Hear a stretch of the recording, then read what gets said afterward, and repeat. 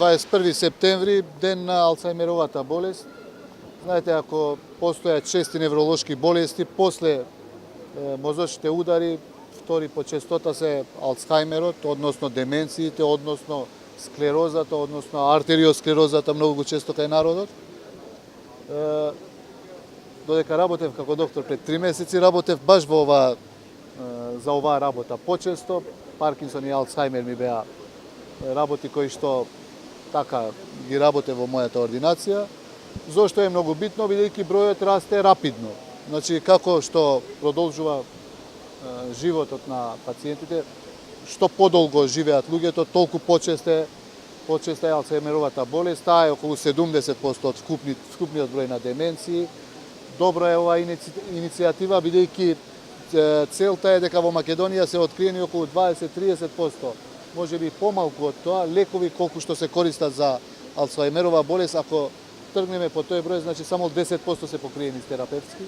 Целта на оваа иницијатива е да најдеме, да ги откриеме на луѓето, да ги подсетиме за оваа диагноза. Често имаат пациенти дома кои што забораваат, не се сеќаваат, се депресивни, а не знаат за каква болест се работи, користат друга терапија и ова е добар момент нашите доктори од клиниката за неврологија да ги подсетат и тие пациенти што не се лекуваат адекватно, да ги однесат во институциите кај што треба. Такви меѓу подобрите се клиниката за неврологија, клиниката за психијатрија, 8 септември, мада сите невролози се компетентни, меѓутоа целта е да ги освестиме луѓето, за да ги однесат пациентите и да бидат во контакт со лекарот, за да се постави диагнозата и ако се постави диагнозата, може правовремено да се започне со терапија, со тоа влијаеме на квалитетот на живот на вакви пациенти. 21 септември секаде во светот се одбележува како ден на Алцхаймеровата болест и одбележан со различни иницијативи и активности токму за да се подигне јавната свест дека оваа болест постои. Ние го одбравме мотото сети се. Сети се затоа што треба сите ние да се подсетуваме, да ги подсетиме нашите граѓани дека болеста е тука иако малку ја имаме диагностицирано, да подсетиме дека заборавањето не е дел од нормалното старење, против овој мит активно се бориме. Не е нормално нашите баби, дедовци и родители да забораваат, тоа е знак на болест и треба да ги донесат, затоа што ако рано почнеме со терапија, квалитетот на живот ќе биде многу подобар. Се подсетуваме и ние кои што работиме со пациентите дека треба поактивно да ја бараме, ги усовршуваме методите на диагностицирање и подсетуваме дека тоа е тивка епидемија која што полека но сигурно станува водечка причина за смртност во светот. Јасно е дека ни е потребен лек, многу иницијативи, многу кампањи, многу активности се насочени токму кон изнаоѓање на лекот, но тој лек ќе делува само ако навреме ја диагностицираме. Така да, ја праќам оваа порака, сите да се подсетиме на овој или оној начин, затоа што Алцхаймеровата болест сите нас не допира, преку наши блиски, нас како лекари, преку нашите роднини, вака или онака сите некако ќе ја запознаеме.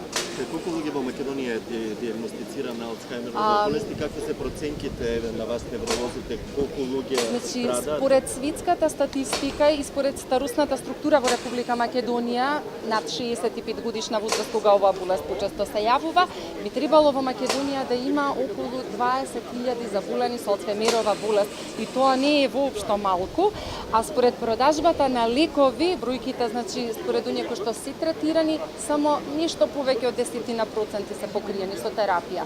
Тоа е тажно и застрашувачки и токму оваа иницијатива е еден апел да ги донесат пациентите, да не ги чуваат дома или во домови за стари лица, затоа што со терапијата и актуелната која што ние ја имаме тука во Македонија и како може да се влијае на квалитетот на живот, како на пациентите, така и на семејството, затоа што оваа болест влегува во домот и не само што ја краде меморијата, сеќавањата, спомените на пациентите, ги инволвира сите од семејството со потреба од една 24 часовна грижа.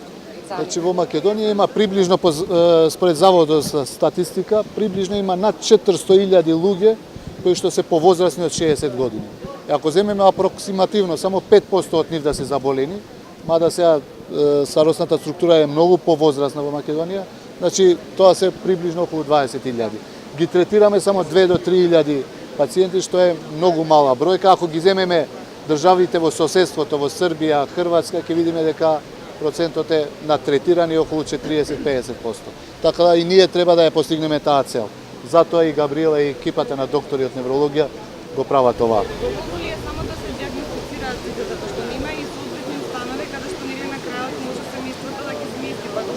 Да, неврологија да. со капацитети. Тоа е страшен ендикеп на Македонија, бидејќи нема специјални установи кај би се третирале такви пациенти, односно кај би се задржале тие пациенти, ние им препишуваме терапија и тие се враќаат дома. Меѓутоа, и за тоа, верувајте, правовремениот третман влијае на квалитетот на живот. Значи, животот што го живее пациентот, барем и семејството и пациентот го живеат многу поквалитетно. А за домови и специјални установи треба да се размислува долгорочно, бидејќи и нашата популација се повеќе старее. Јас се надевам дека ќе имаме една национална стратегија за справување Да. со оваа болест. Тоа е нешто што земјите од регионот веќе го прават и активно работат на тоа и мислам дека сме на добар пат да почнеме да се подготвуваме.